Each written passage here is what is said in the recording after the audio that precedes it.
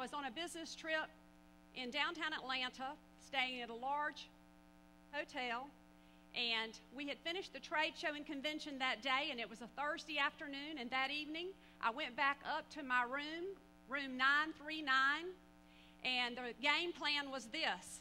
We were to go back to our rooms, get freshened up, and then meet back down in the lobby. I was on my way to a very important meeting. I was to meet my boss and a trade magazine editor, and I was going to do what I love to do most, pitch story ideas. And I had this thing in my mind, and I was going to meet this editor, and he was going to feature Willingway Hospital across the nation. And I had this thought that it was going to change the future of that hospital. And as I was exiting my room 939, which was at the end of a corridor, I left my bedroom, went out into the hotel corridor, and was walking down the hall when a man approached me. I thought nothing of him in the first seconds I saw him. But he immediately crossed over to my side of the hall and grabbed me. I screamed so loudly that I later found out from police reports that people came out of their hotel rooms. I went back when I interviewed and I did research on this book, and I found that the hotel corridor was over a football field long, and people had come out of their rooms, but by the time they had come out, things had already gone bad. The man had captured me. I had fought him. I thought, in fact, the first minute he grabbed me, and I want to just tell you who I was at this time as a 28-year-old woman. I had been raised by this woman, Faye Sanders Martin, to believe that I could do anything in the world, that I could be independent and strong, and I believed in myself. And when this man caught me, the first thing that went through my mind was, you have got to be kidding. I'm on my way to a meeting. And I thought I could take this guy on. And I tried to fight him. And then he pulled the knife to my neck, and he said, if you don't shut up, I'm going to kill you. And by the time those hotel guests came out of their rooms, the only thing they saw was a black leather jacket, his jacket, pushing into room 939. He forced me into the room and held me at knife point.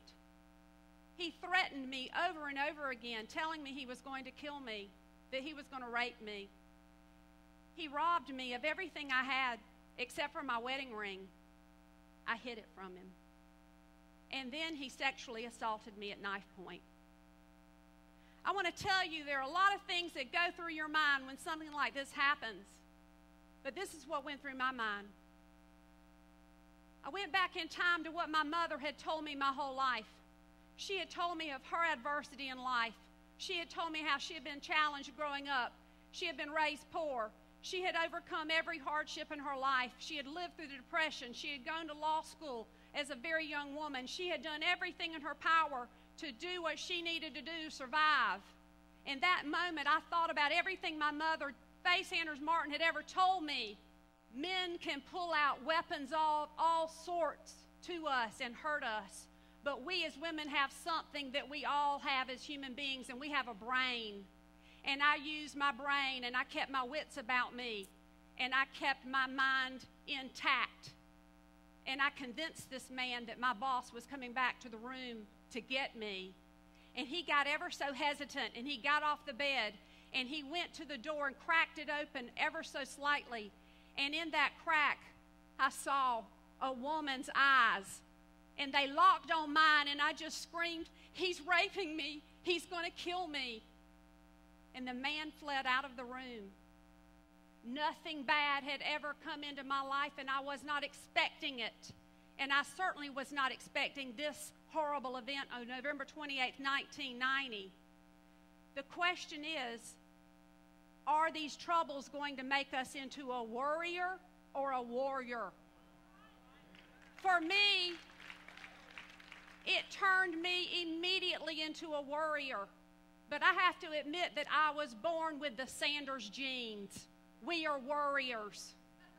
I was born to think and worry about everything. I've been like that. I was born anxious. How many of you are worrying today? How many of you are warriors? Raise your hands. If y'all all spend a little time with me, you would would elect me president. I can worry for you. My greatest worry was that I was going to be robbed and sexually assaulted again. I worried about it incessantly for 20 years. I came home from Atlanta in November 1990. Mark and my mother came and picked me up, and I'm sure they would sit here today and say that who they picked up in Atlanta, Georgia was not the woman they had seen 2 days prior. I was so anxious and traumatized that Mark had to be my protector for years.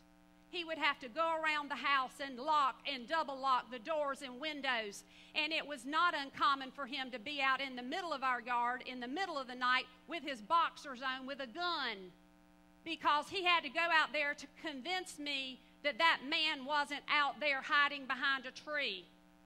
This post-traumatic stress disorder went on for 2 decades.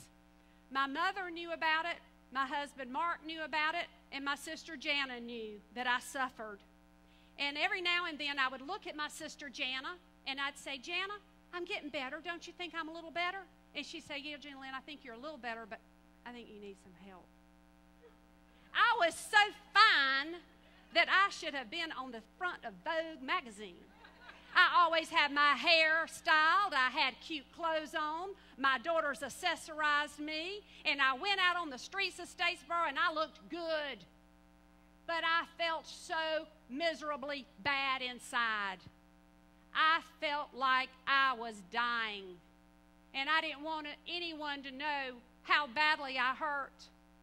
For 20 years, I would go to sleep at night, usually before Mark. I would go to bed. He's a night owl. I'm a little earlier. Go to bed.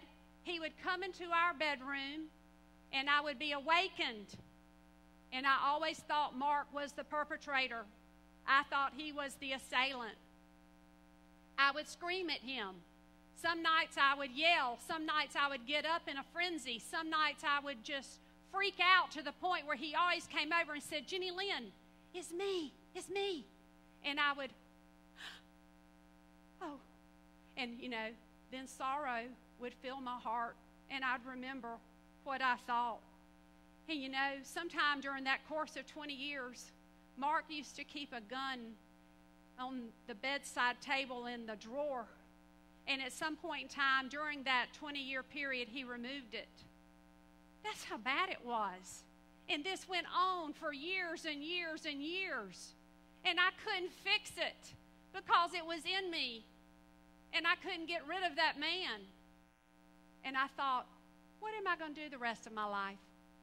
I had done PR. I had raised girls. But I wanted to do something else. But I was too scared to move forward. So I kept meeting with people, and I'd meet with practitioners. Finally, one day, I met Rick Mandes, my editor of this book. And Rick sat with me at Starbucks. And we talked about how I was doing and what I wanted to do with my life. And he sat there that day, and he said, Jenny Lynn, how are you really doing? And you know what I said? I'm fine. And he looked at me, and he said, Jenny Lynn, I always thought you had a bigger story to tell. Well, when he said it, I thought, bigger story to tell. And it was sort of like that thing. Have you ever had one of those things where it's on your back and it just will not leave you alone? And the next couple of days I kept thinking about it, and I thought, what is that story? What is he talking about? And then, y'all, it came to me. And I started writing this book. And I also, at that same time, went to a woman here in Statesboro. Her name is Ellen Emerson. She's a licensed psychologist. I didn't want to do it, but when I stepped into Ellen Emerson's office, it started the new journey for Jenny Lynn. She worked with me and worked with me and worked with me, and I am free of the post-traumatic stress disorder. Finally.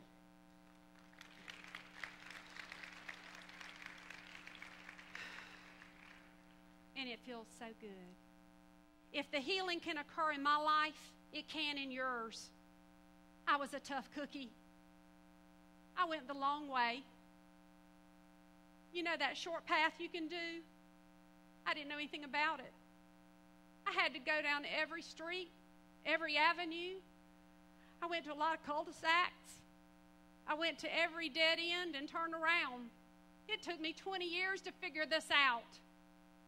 When I began writing this book, the first major obstacle was to find the courage to not allow this man to hold me in bondage anymore. Years ago, on November 28, 1990, I became a victim. But at some point in time, I became a survivor. And today I stand in front of you as a 48-year-old mother of two, and I claim the victory. God bless all of y'all.